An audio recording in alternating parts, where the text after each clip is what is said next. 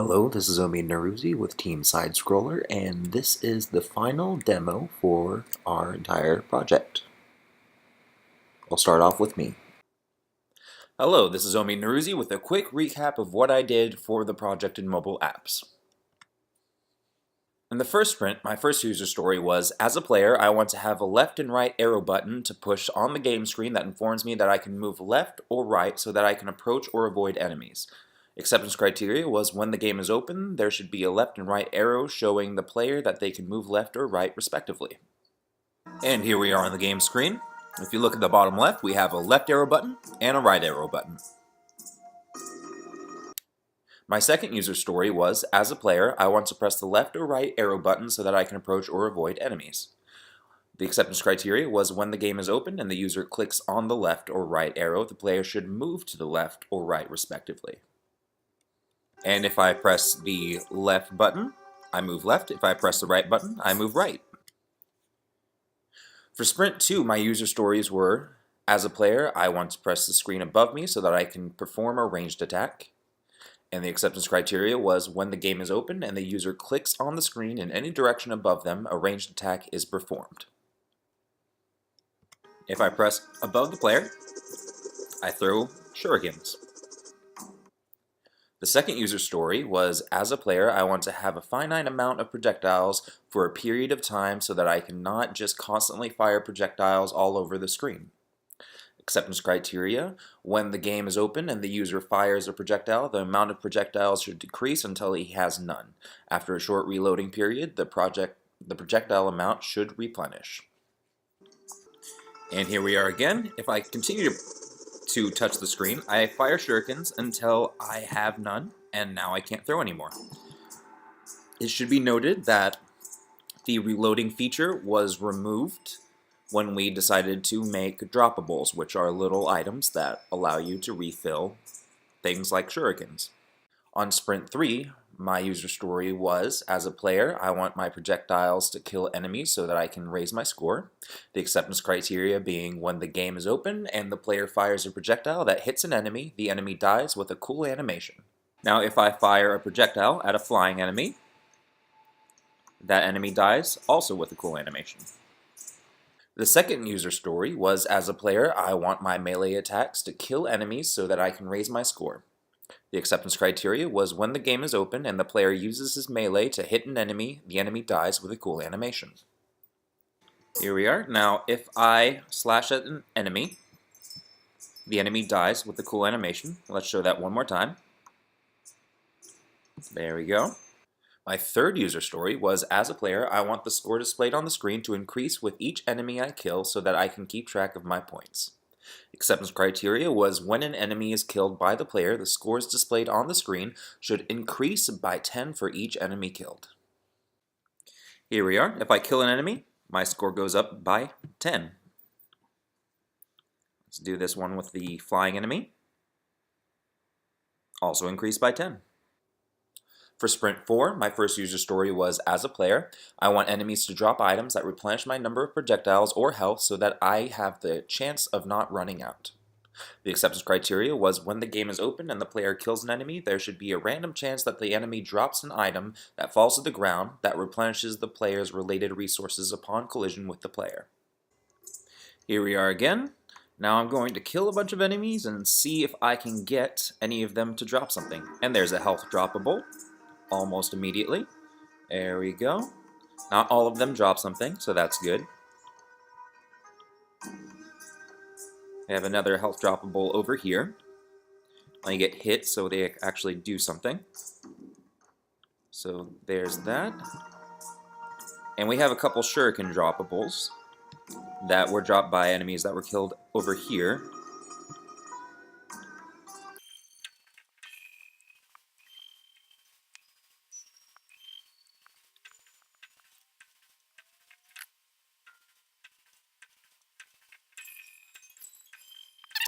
And here we have a fireball droppable. If I grab that, then I get one more fireball. My second user story was, as a player, I want a fireball to shoot away from me when I press the B button so that I can kill several enemies regardless of type. The acceptance criteria was when the game is open and the player presses B, a fireball should be launched and thrown away from the player, killing all enemies that it collides with.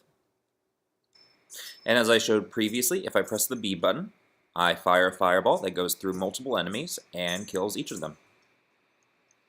For Sprint 5, my first user story was, as a player, I want to press the Y button to duck so that I can avoid attacks from overhead. Acceptance criteria was when the game is open and the player holds down the Y button, the character should crouch/duck until Y button is released or another button is pressed. And here we are. If I press the Y button, I duck, and if I let it go, I unduck. My second user story was, as a boss enemy, I want to fire a large fireball at the player so that I can cause damage to the player that is harder to evade. The acceptance criteria was when the game is open and the boss enemy is present, the boss enemy should descend at each side of the screen and fire a large fireball at the player. When the boss enemy drops, he fires a fireball at the player.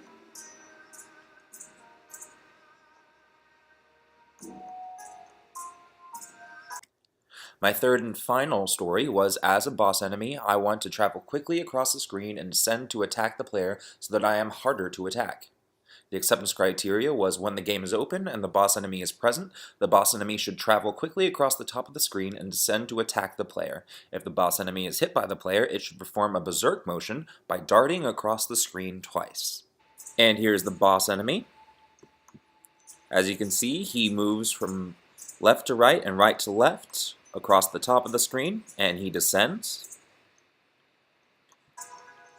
And when you hit the boss enemy, he performs a berserk motion across the screen twice. There we go. So that one more time down here so you can see how it affects the player. As you can see, it hurts him.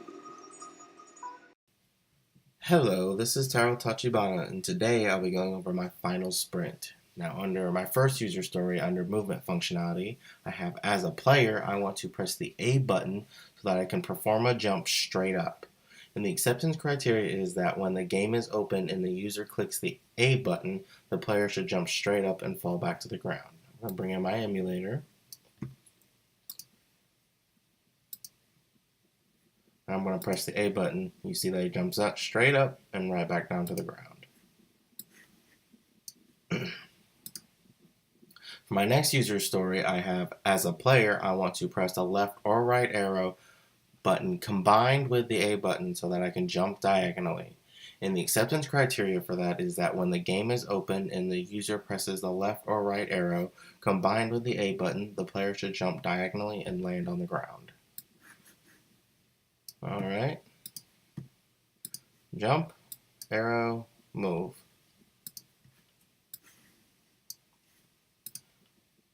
Now for my next user story, I have, as a player, I want to press the X button to melee attack so that I can attack enemies. And the acceptance criteria is that when the game is open and the user clicks on the X button, the player performs a melee attack. Melee attack. Now I have, as a player, I want to appear to slash in front of me when I melee attack so that the game appears more realistic. And the acceptance criteria is that when the game is open and the user clicks on the X button, the user's character performs a sword swinging animation.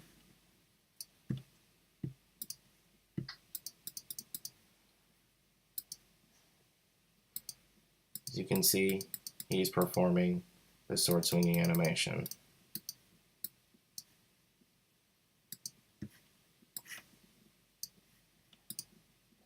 Now for my next user story, I have, as a player, I want the dialogue to appear when I die so that I can input my name to record my score.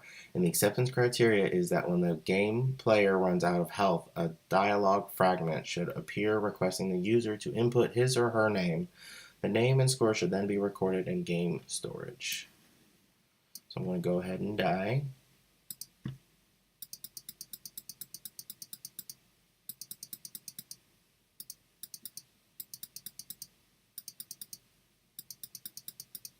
Oh no, there we go. My name's going to be Test. I'm going to say no. I'm going to open the game back up. And you can see under scores, There I am, right at the top.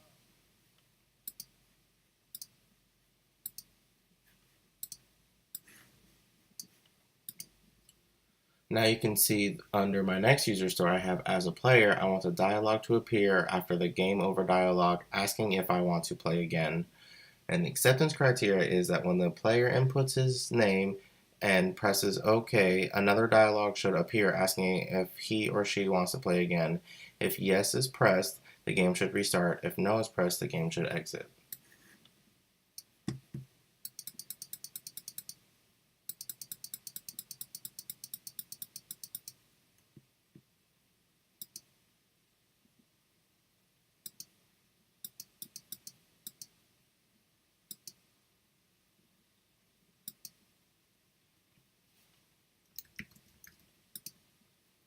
Yes, and you can see the game restarts.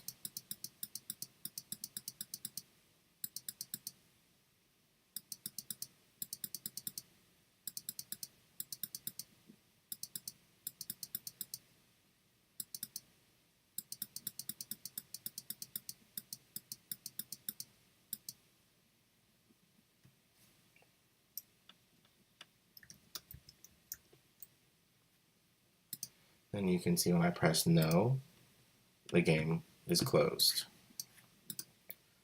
And for my next user story, I have as a player, I want background music to play as soon as the start menu appears so that I can be stimulated during all portions of the game. And the acceptance criteria is that when that app is launched, the background music should start, continue to play when the game is opened. I'm going to go ahead and turn the sound up, and then I'm going to open up Donzo.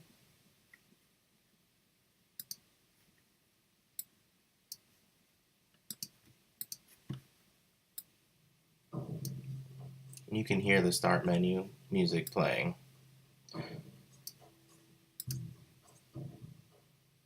And you can even hear it while it loads. And for the next user story I have as a player, I want to have an option in the pause menu to turn off the background music so that I don't get annoyed. And the acceptance criteria is when the game is open and the player pauses the game, there should be an option for turning the background music off that when pressed disables the background music. And here I turn it off, and just for good measure, turned it back on. For my next user story I have as a player, I want to have a shield power-up travel across the screen so that I can be immune to damage for a fixed number of hits. And the acceptance criteria is that when the game is open, a shield power-up should randomly travel across the screen that gives the player immunity from 3 hits of damage upon collision with the player. And bring in my emulator.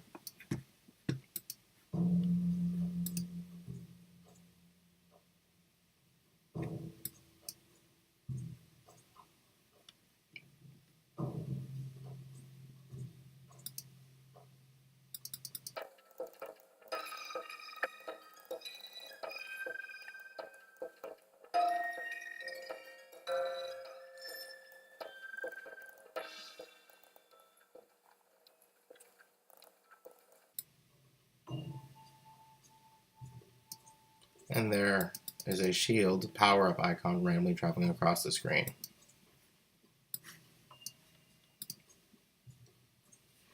And for my next user story I have as a player, I want a UI component to show when I have the shield power-up so that I can be aware of the power-up and how many hits I have left. The acceptance criteria is that when the game is open and the player has the shield power-up, a 3 shield icon should appear near the health user interface that decreases by 1 each time the player gets hurt. There should also be a shield drawn on the player while he has the power-up. When the player gets hit a 3rd time, he should no longer have the shield. Luckily, I just got it. And from here you can see I have the 3 shield icons over by the hearts, and I have the shield user interface around me. And then you see I got hit again, and got hit again. And now you can see I no longer have it. Alright, should be the end of my video. Thank you. Hello, this is Micah McKinnon with a recap of the user stories I completed for the project and mobile apps. In the first sprint, my first user story was as a player, I want to have 5 hearts of health show up on the screen when I start the game so that I can survive longer. Acceptance criteria was 5 hearts of health showing up at the top right of the game screen when the game begins. Here we are on the game screen after starting a game. As you can see in the top right corner we have 5 hearts. It should be noted that we did add a 6th heart later on. My second user story was as a player, I want to have the score show on the screen so that I know how awesome I am at the game. Acceptance criteria was the score shows up on the left part of the game screen when the game begins. Back on the game screen, you can see we also have a score in the top left corner of the game. My third user story was as a player, I want to stay on the screen if I travel left or right so that I always know where I am on the screen. Its acceptance criteria was when the game is open and the user travels to the left or right edges of the screen, they do not disappear from the screen. Here we are traveling right, and now left, and as you can see the player remains on the screen. My fourth user story was as a player I want to have a cool background so the game appears more realistic. Acceptance criteria was when the game is open there is a cool background that appeared. Here we have our cool background. My fifth user story was as a player I want to have the background move as I get closer to the right edge of the screen so the game appears more realistic. The acceptance criteria was the cool background moves with the player so that the game has a realistic feel to it. As you can see as I move right, the background moves with me. And my final user story for Sprint 1 was as a player, I want to have the background not move when I am at the left edge of the screen so that I am always traveling towards the end of the level. With acceptance criteria of the cool background does not move when the player reaches the left edge of the screen. And as I move left, the background does not move. The user stories I had in Sprint 2 were as a flying enemy, I want to travel consistently either left or right across the air and out of reach of the player so that I can try to attack the player from a safe distance. Acceptance criteria was when the flying enemy appears, it should travel consistently in a horizontal trajectory outside the reach of the player. Back on the game screen, we have a flying enemy traveling horizontally out of reach of the player. The second user story was as a flying enemy, I want to spawn off the screen so that I do not randomly appear on the screen. Its acceptance criteria was when the flying enemy spawns, it should approach from off the screen and out of view of the player. Here we have a flying enemy that has just spawned off the screen and out of view of the player. For Sprint 3, my user stories were, as a player, I want the scores page to show a list of all the recorded scores and the names of the players who received those scores so that I can compare my score with other players who have played on the same device. Acceptance criteria, when the scores page is open, a list of scores and player names should be listed in order of overall score. Here we are on the scores page. We have the players' names, scores listed in order of score. My second story was as a flying enemy, I want to fire a projectile at a random position while flying that is directed at the player so that I can hurt him. With acceptance criteria being, when the flying enemy arrives at a random spot on the screen, it should fire a projectile at the player that reduces his health on collision. As a flying enemy travels across the screen, it fires a projectile, and the projectile damages the player upon collision. I had the following user stories in Sprint 4. As a player, I want a dialogue to appear when I press the back button so that I can change options or just take a break. Acceptance criteria was when the game is open and the player presses the back button, a pause menu dialog should appear with options. When I press the back button, the pause menu opens, displaying the different options available. My second user story was as a player, I want to have the option to either resume or exit the game from the pause screen so that I can choose whether or not to continue with the game.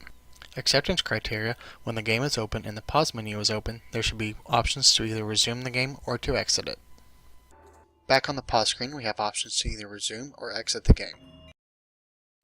For Sprint 5, my first user story was as a player, I want to have an invincibility power-up travel across the screen so that I can be immune to damage for a fixed duration of time. The acceptance criteria was when the game is open, an invincibility power-up should randomly travel across the screen that gives the player immunity from damage upon collision with the player. Here we have an invincibility power-up traveling across the screen. The player is now invincible. As you can see, it takes no shield damage or heart damage. My final user story was as a player, I want a UI component to show when I have the invincibility power-up so that I can be aware of the power-up and how long it will last. Its acceptance criteria was when the game is open and the player has the invincibility power-up, an icon should appear near the score's UI with a timer next to it that counts down from 30. The player also should be rendered at half opacity to indicate invincibility. When the counter reaches 0, the player should no longer be invincible. I'm now invincible, and as you can see, the icon appears near the scores, and it counts down from 30, and we're going to start over again. So it's counting down from 30 again. Players also rendered at 50% opacity, and I'm no longer invincible. Let's see if I take damage. And I do. The following are stories by myself, Drew Demechko, for Mobile Apps Development Term Project. The first section is Sprint 1 Stories. The first part, non-game screen functionality for the player. The first user story, as a player I want to have an initial screen with a start button so that I know how to start the game. The acceptance criteria. When the user opens the application, there is a start button on the initial screen. If you look over to the right, there's a start button. The second user story, as a player I want to press the start button so that I can begin playing the game. The acceptance criteria, when a user clicks on the start button, it opens up an instance of the game. So clicking start.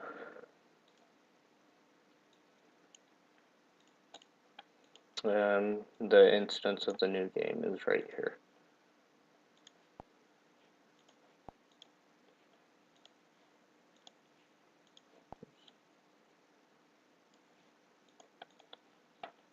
The second part, first user story. As a player, I want to have an initial screen with an exit button so that I can exit the game. The acceptance criteria, when the user opens the application, there is an exit button on the initial screen. If you look over to the right, there's an exit button right here. The acceptance, the next user story. As a player, I want to press the exit button so that I can exit the game. The acceptance criteria, when a user clicks on the exit button, it shuts the application. So clicking on the exit button, it closes down the application. The final part of the Sprint 1 stories. The first story, as a player, I want to have an initial screen with a scores button so that I can compare my scores with other players who played on the same device. The acceptance criteria, when the user opens the application, there is a scores button on the initial screen. As you can see, the scores button's over here. The second user story, as a player, I want to press the scores button so that I can compare my scores with other players who played on the same device. The acceptance criteria, when a user clicks the scores button, it opens a new high scores activity with a clean and organized UI. So if you click the scores, there's some scores already, just to display how neat it looks. Okay, the Sprint 2 story, concentrated on movement functionality for enemy. First user story, as a ground enemy, I want to travel consistently, either left or right across the ground so that I can try to attack the player. The acceptance criteria, when the ground enemy appears, it should travel consistently in a horizontal trajectory. So when we start the game up here, we can tell that these enemies travel consistently, left or right across the screen, and they're coming in both directions. The second user story, as a ground enemy, I want to spawn off the screen so that I don't randomly appear on the screen. The acceptance criteria, when the ground enemy spawns, it should approach from off screen and out of view of the player. So let me resume the game and illustrate that if I don't die. And as you can see from the right, there comes monsters from off the screen, who knows where.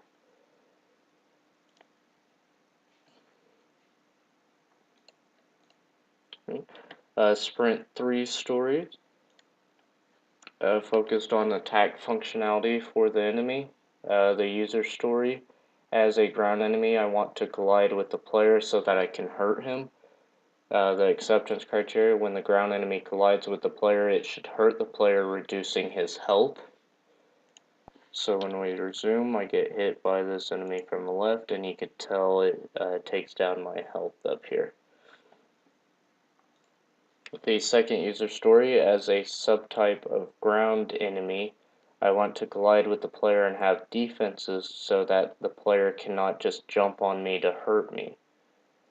The acceptance criteria: when the subtype of ground enemy collides with the player, even if the player jumps on it, it should hurt the player, reducing his health. So let's see if we can find a player like that. I'll probably get a restart here. Okay, this one with spikes on it. So if I jump here, let's do it again. You notice I still get hurt from that enemy, since it had defenses on him. The Sprint 4 user stories focused on audio functionality. So let's up the volume here so we can tell. The first user story: as a player, I want sound effects to play when the user performs an action so that the game feels more realistic. The acceptance criteria: when the game is open and the player performs any action, a related sound should play. So let's resume the game and play some of these sounds. And as you hear, there's a bunch of sounds playing at this based on my moves or the enemy's moves. The second user story for this section: as a player, I want a sound effect to play when an enemy dies so that the game feels more realistic. The acceptance criteria: when the game is open and an enemy dies, a related sound should play during its death animation. So when we resume the game and hit one of these, you hear that air, but it's a sound for the air enemies when they die. So the third part of the audio functionality: as a player, I want to have an option in the pause menu to turn off the sound effects so that I don't get annoyed, which is why I had it muted. The acceptance criteria: when the game is open and the player pauses the game, there should be an option for turning the sound effects off that, when pressed, disables the sound effects. So right here, so you can tell, no sound that was currently there before. And you can also turn the music off. Right, Sprint 5 for game screen functionality for the player. The user story: as a player, I want to have a double score power-up travel across the screen so that I can score double the points for a certain amount of time. The acceptance criteria: when the game is open, a double score power-up should randomly travel across the screen. That gives the player double score for a duration of time upon collision with the player. And what we're looking for here is a 2x symbol. The next user story that's similar: as a player, I want to have a UI component show when I have the double score power up so that I can be aware of the fact that I am earning double points. The acceptance criteria: when the game is open and the player has the double score power up, an icon should appear to the right of the score's UI. While this power up is active, the score should increase by 20 with each kill. After a certain amount of time, the icon should disappear and the score increment should go back to 10. So let's resume the game and see if we can't get ×2 power up here to spawn shortly.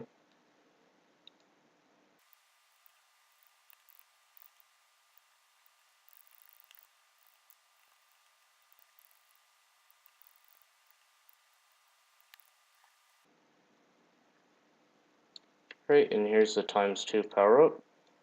So if you were paying attention, we only got 10 points per enemy kill. And in this case, we'll get 20, so it'll go from 230 to 250. And as you can see in the upper left, it's keeping track of how long I have the power up for.